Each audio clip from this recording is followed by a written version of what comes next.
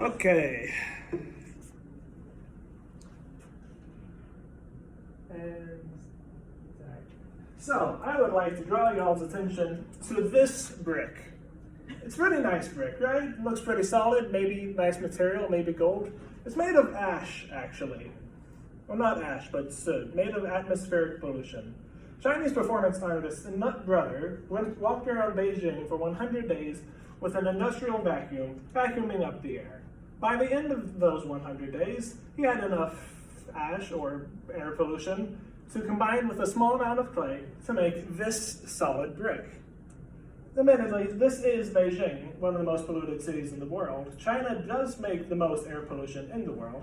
However, the United States makes the second, and we use many of the same methods of producing energy.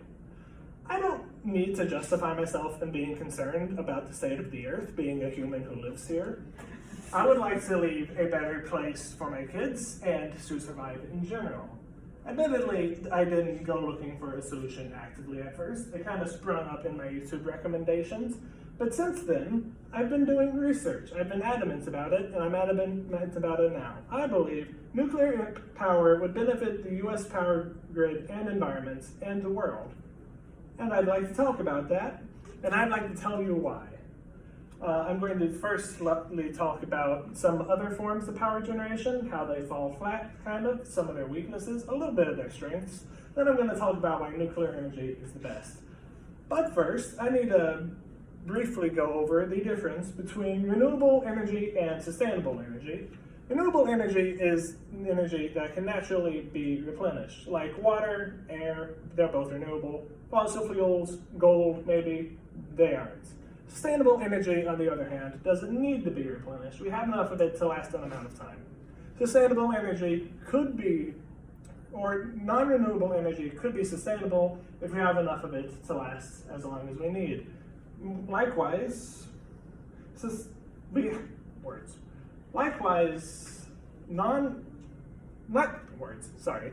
renewable energy could be non-sustainable if we go through it fast enough to where we can't produce enough of it to keep up. That being said, let's talk about some forms of energy that we use that maybe aren't the best. Starting with fossil fuels. I would be really helpful if I could say that we're running out of fossil fuels, but we're actually more than ever. We've gotten really good at finding them because they're honestly pretty cheap and pretty easy to use. But obviously, they're one of the leading causes of air pollution worldwide. I don't need to tell you this is bad. You've heard people talk about air pollution all the time. Fossil fuels are a leading cause of this. They're not great. Wind turbines, a lot of people say they kill birds, a lot of people say they're ugly. I think they look cool. Very few birds are ever killed by them. However, they're very loud and very big and generally have to be far away from where energy is actually needed. Plus, they depend on the wind. Solar energy, it's a little expensive. A lot of families have them on their houses, but most families can't manage that. Additionally, say for instance, it's cloudy or the 12 hours of the day when the sun isn't shining, they don't help as much. Hydroelectricity, I don't have a picture, is really good, but most places like Abilene, they don't have good source of flowing water, so we can't really use hydroelectricity very much. All these sources of energy are pretty good, but all of them fall flat. And I'd like to talk about why nuclear energy does not. Nuclear energy produces almost no greenhouse gases while it's running. And you can build a nuclear reactor pretty much anywhere. Already we're doing better than a lot of other methods of energy production, but a lot of the problems with nuclear energy are based around public perception. People are worried about nuclear energy damaging the environment. And honestly, after some of the disasters, that's understandable. So let's briefly take a look at all of the instances in recorded history of environmental damage from improperly damaged nuclear waste. There are no instances of environmental damages from improperly damaged nuclear waste. There's most nuclear waste we keep in these dry casts. It's not like a goop or anything. We combine it with concrete, with sand, with glass. It's all dry and it's all kept in this. Most of this breaks down in a half-life of less than 100 days. You can stand right next to these and be perfectly safe.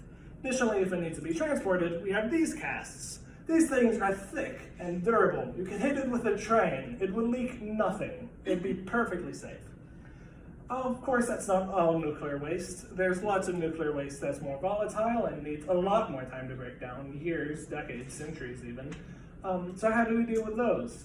We have methods for dealing with those too, as shown in this video here by Mr. Kyle Hill. If I can mouse, there we go. Want to use borehole technology that the oil and gas industry already has. Instead of those giant mines, you just drill 18-inch diameter holes, 1,000 feet or more into the ground.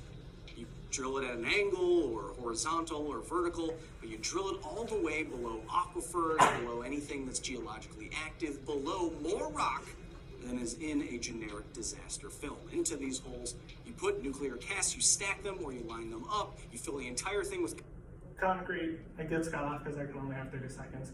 Fill it with concrete, you seal it, you forget about it. Mr. Hill goes on to say that with only 20 of these, on-site or off-site, you can find room for it, it's not big. Only 20 of these could sustain a nuclear reactor's lifetime of nuclear waste. I'll give 2 minutes. In summary, want to use borehole technology that the oil and gas industry already had. Hi, yes.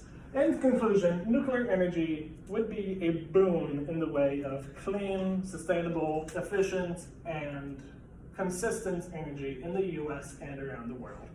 Other forms of power are good. Some of them would be great in instances where they can be used, but nuclear energy is consistent and efficient and clean enough to where it could be used anywhere efficiently. At risk of being repetitive, a lot of other speeches have said this, you really should go vote. It's vote for lawmakers or bills that help support nuclear energy, but above all else, the public perception of nuclear energy needs to change. It's a lot cleaner, and despite disasters in the past, it's a lot safer than it's ever been before. Hopefully, we can get to a point where we don't need to worry about fossil fuels or energy any longer, or contamination of the air, and we can live in a clean earth, and I think nuclear energy is the key to that future. Thank you.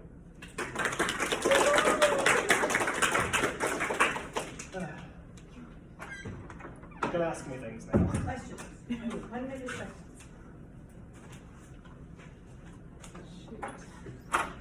Hi. Is nuclear energy expensive to?